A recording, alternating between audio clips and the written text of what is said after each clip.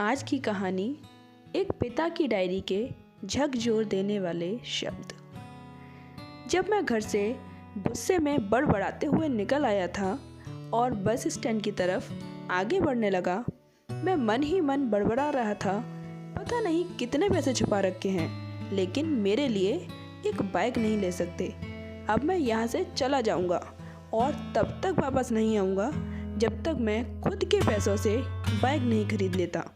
इतना सोच ही रहा था, तभी मेरे पैर में मुझे कुछ चुभने का एहसास हुआ। नीचे देखा तो समझ आया कि जल्दबाजी में पापा के जूते पहन आया हूँ।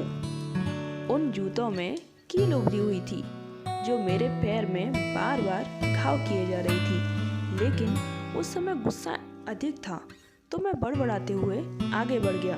एकाएक मुझे याद आया कि मैं पापा का पर्स भी साथ ले आया हूँ। मेरे खुराफाती दिमाग में एक ख्याल आया, क्यों ना आज पापा का पर्स चेक किया जाए, जिससे आज तक उन्होंने किसी को हाथ नहीं लगाने दिया। पता नहीं कौन सा खजाना छुपा है इस पर्स में जो किसी को हाथ नहीं लगाने देते थे। जब मैंने पापा का वह पुराना पर्स खोलकर देखा तो उसमें पैसे तो नहीं मिले, लेकिन पैसों की जगह पर एक डायरी रखी हुई थी। तब मैंने सोचा, ओह, तो यहाँ खजाना छुपा रखा है। मैं समझ रहा था कि यहाँ पापा ने लिखा होगा कि किससे कितने पैसे लेने हैं और किसको कितने पैसे दिए हैं, लेकिन मैं गलत था। जब मैंने उस छोटी सी डायरी का पहला पेज खोलकर देखा तो वहाँ पर जो लिखा था वह थोड़ा सा सीरियस कर देने वाला था। डायरी में जो लिखा था उसे पढ़ने के बाद मेरे चेहरे पर जो एक्सप्रेशन थे वह गायब हो चुके थे, क्योंकि डायरी में वैसा कुछ नहीं था जैसा मैं सोच रहा था। वहाँ पर उन पैसों का हिसाब लिखा हुआ था जो अलग अलग कामों के लिए अलग अलग लोगों से उधार लिए गए थे। उस समय उस लिस्ट में कंप्यूटर के नाम पर भी पैसे लिखे गए थे। कुछ यूँ लिखा था, 50,000 बेटे के कंप्यूटर के लिए। यह वही कंप्यूटर था जिसे मैं आज तक यूज कर रहा हूँ, लेकिन मुझे यह पता नहीं था उस समय कंप्यूटर को खरीदने के लिए पैसे कहाँ से आए थे। लेकिन आज पता चल रहा था। मुझे आज भी याद है जब मैंने पहली बार कैमरे के लिए जिद की थी, जो मेरे पापा ने मुझे 2 हफ्ते बाद मेरे बर्थडे पर ला कर दिया था, जिसे देखकर मैं बहुत खुश हुआ था। और मुझे खुश देखकर मुझसे कहीं ज़्यादा अगर कोई खुश था तो वो थे पापा। अब मेरे चेहरे से गुस्सा एकदम गायब हो चुका था। जब मैंने आगे का पन्ना पलटा तो वहाँ पर कुछ विशेष लिखी हुई थी। पहली जो विश थी उसमें लिखा हुआ था, अच्छे जूते पहनना। यह बात मेरी कुछ समझ नहीं आई। तभी मेरा पाँव अचानक सड़क पर भरे हुए पानी पर जा पड़ा और तभी मेरे पाँव में कुछ गीलीपन होने का एहसास हुआ। जब मैंने जूता उतार कर देखा तो उसका तला टूटा हुआ था। यह देखकर मुझे डायरी में लिखी बात याद आ गई। तभी मुझे माँ पापा की कही बातें भी याद आ रही थी कि कैसे माँ जब कहा करती थी पापा से, अब तो जूते पुराने हो गए हैं, नए ले लीजिए, तो पापा अक्सर यह कहकर टाल दिया करते थे, जूते अभी और चलेंगे, अभी कुछ दिन पहले तो लिए थे। मुझे आज समझ में आ रहा था कि कितने दिन और चलेंगे। साथ ही साथ यह भी समझ में आ रहा था कि पापा पर्स को क्यों छुपा कर रखते थे। तभी उस डायरी को पढ़ते हुए बस स्टैंड पर पड़ी बेंच पर आकर बैठ गया। अब उस डायरी का पन्ना बचा हुआ था आखिरी। उस पन्ने को जब मैंने पलटकर देखा तो वहाँ कल की डेट लिखी थी।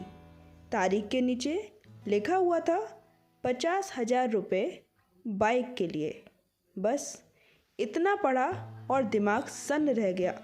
अब मेरे मन में कोई शिकवा गिला नहीं बचा था, बस मेरी आंखों से आंसू चले जा रहे थे।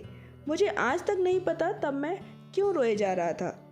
अब मैं जल्दी से घर की तरफ भागा, लेकिन जूतों की वह कील पाँव में अब तक घाव बनाने में सफल हो चुकी थी।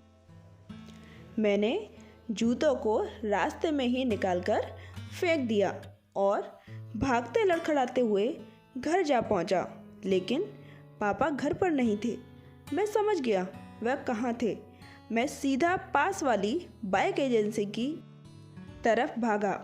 पता नहीं आज कहाँ से इतनी ताकत आ गई थी कि मैं भागते हुए थक नहीं रहा था, और वह भी बिना जूतों के, नंगे पैर। जैसे तैसे मैं बाइक एजेंसी पर पहुंचा। पापा वहीं थे। मैंने पापा को दौड़कर गले लगा लिया और मेरी आंखों से आंसू रुकने का नाम नहीं ले रहे थे। पापा को समझ नहीं आया कि आखिर मैं रो क्यों रहा था। मैंने पापा से कहा, पापा मुझे मोटरसाइकिल नहीं चाहिए, आप अपने लिए जूते ले लीजिए। अब आज से मैं जो भी करूँगा अपनी मेहनत से, अपने मेहनत के बलबूते पर करूँगा, पढ़ लिख कर करूँगा। तो दोस्तों, इतनी सी थी ये कहानी। मैं आज आपसे कहना चाहूँगी, ठीक है, ऐसे ही होते हैं हमारे पिता। हम अक्सर देखते हैं कि हम अपनी माँ से हर बात शेयर करते हैं और माँ भी इसके बदले में हमें बहुत प्यार देती है। लेकिन एक शख्स ऐसा भी होता है जो हमें छुप कर प्यार करता है। वह होते हैं हमारे पिता। यह परिवार में एकमात्र ऐसा व्यक्ति होता है जो अपने बच्चों से उन्हें बिना जताए छिपकर प्यार करता है। खुद की इच्छाओं को मारकर बच्चों को उनके लिए सपने देखता है और उनकी खुशी में ही खुश हो जाता है।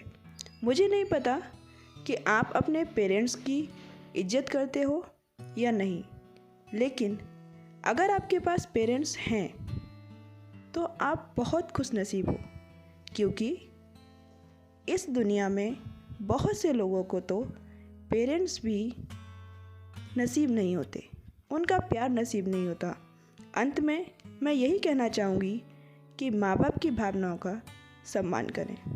धन्यवाद।